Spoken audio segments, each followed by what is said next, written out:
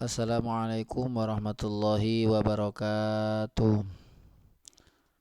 Perkenalkan, saya Muhammad Soleh dari program Pascasarjana Manajemen Pendidikan Islam Universitas Islam Negeri Raden Mas Said Surakarta. Di sini saya akan mencoba menjelaskan dari buku yang telah di-share oleh Dr. Andes Haji Muhammad Munadi MPD. Salah satunya yang menjelaskan ekonomi bantuan dan pendidikan. Ini berupa PPT. PPT ini dibuat untuk memenuhi tugas mata kuliah Manajemen Pembiayaan Pendidikan Islam. Dosen pengampu yaitu Dr. Andes Haji Muhammad Munadi MPD. Di sini saya akan menjelaskan bagian pertama, yaitu politik bantuan dan pembangunan. Yang pertama, ekonomi bantuan, implikasi untuk pendidikan dan pembangunan. Stephen J. Cleese dan Omar Korda. Implikasi untuk bantuan pembangunan dan pendidikan. Dibutuhkan lebih banyak uang. Di dunia sekarang ini sudah menjadi mode untuk mengatakan manajemen yang lebih baik dan akuntabilitas yang lebih kuat, bukan uang yang dibutuhkan untuk memperbaiki masalah pembangunan. Mentalitas ini telah menjadi alasan untuk tidak bertindak. Tentu saja lebih banyak uang yang dibutuhkan. Lebih banyak lagi negara-negara kaya menghabiskan kurang dari 1% dari PDB mereka untuk ODA. Pada tahun 2008 ODA untuk seluruh Afrika sekitar 35 miliar US dollar, kurang dari bailout Amerika Serikat untuk industri otomotif. Perlu dicatat bahwa Marshall Plan untuk rekonstruksi setelah Perang Dunia II menghabiskan banyak uang di Eropa seperti yang dilakukan negara-negara kaya pada total ODA untuk semua negara berkembang sekarang. Moyo 2009 halaman 12. Pada basis per kapita, Marshall Plan menerima sekitar 8 kali lebih banyak uang yang diterima ODA sekarang, dan bagi Eropa masalah pembangunan jauh lebih mudah daripada yang dihadapi negara-negara berkembang saat ini. Eropa sudah terindustrialisasi dengan tenaga kerja terdidik, hanya perlu membangun kembali infrastruktur fisik yang rusak akibat perang. Negara-negara berkembang membutuhkan upaya yang jauh lebih intens daripada Marshall Plan. Intinya adalah bahwa kita tidak membuang-buang uang untuk masalah sosial kita, sebaliknya kita sudah kikir. Pendidikan seperti sektor sosial lainnya telah menjadi korban serangan neoliberal yang berpendapat bahwa sekolah pada umumnya tidak membutuhkan lebih banyak uang, tetapi harus membelanjakannya dengan lebih bijaksana. Cleese 2008a. Ini tidak benar. Tentu saja membelanjakan dengan bijak itu penting, tetapi lebih banyak uang sangat dibutuhkan. Kami memiliki 75 juta anak sekolah usia sekolah dasar yang putus sekolah, UNESCO 2009. Mereka membutuhkan guru, ruang kelas, dan bahan pembelajaran. Selain itu, kami memiliki lebih banyak jutaan siswa yang menerima pendidikan dasar berkualitas sangat rendah yang membutuhkan lebih banyak guru yang berpendidikan lebih baik, fasilitas yang lebih baik, dan materi pembelajaran yang lebih baik. Ini belum termasuk defisit cakupan sekolah menengah yang besar. Membagikan sebagian dari uang itu langsung kepada orang miskin. Salah satu contohnya adalah gagasan tentang bantuan tunai bersyarat yang baru-baru ini mendapat cukup banyak dukungan. Bahkan orang-orang seperti Moyo 2009 dan lembaga seperti bank menggembar-gemborkan program ini. Namun, seperti yang ditunjuk Riedel, program-program ini masih enggan memberi langsung kepada orang miskin karena keyakinan bahwa mereka akan membelanjakannya dengan tidak bijaksana. Gagasan bantuan tunai bersyarat telah menunjukkan hasil yang menjanjikan di bidang pendidikan.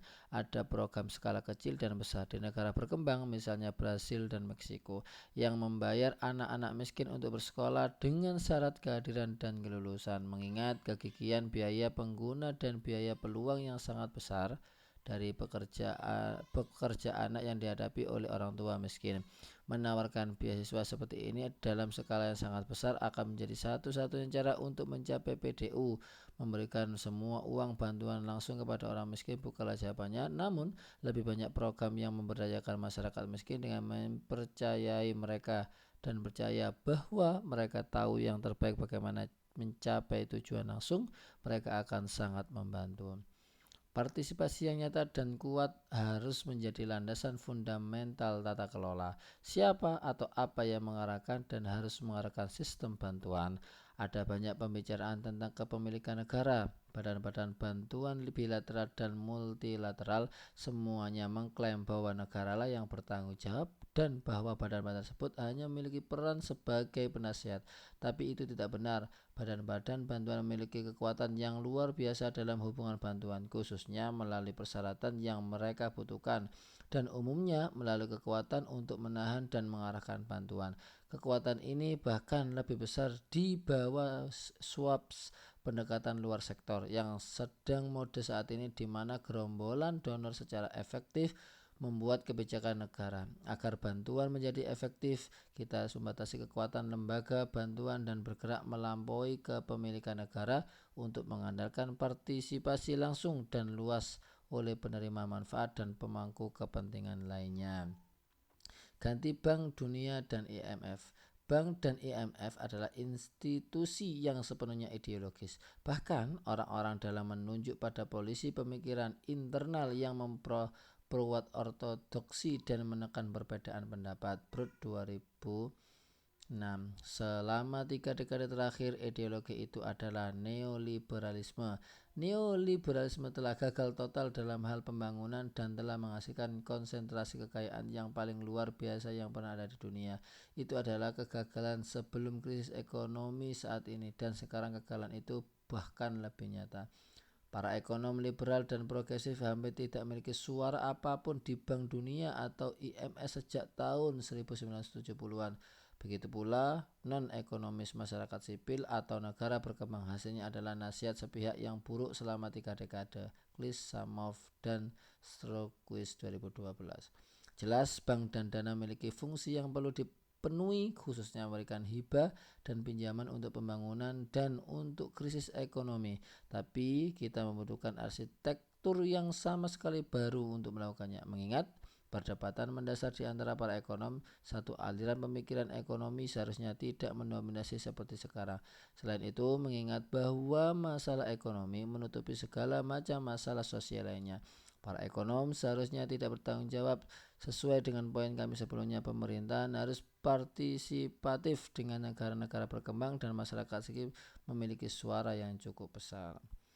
Bantuan fokus pada pencapaian hak asasi manusia. Alih-alih memfokuskan upaya pembangunan pada tujuan instrumental seperti mempromosikan pertumbuhan ekonomi, di mana kita telah mengalami kegagalan yang menyedihkan, lebih fokus secara langsung tentang pencapaian hak asasi manusia yang begitu banyak ditolak. Hak atas makanan, kesehatan, pekerjaan, perumahan, dan pendidikan untuk beberapa nama. Yang sangat penting adalah mendasarkan kebijakan pendidikan pada hak atas pendidikan.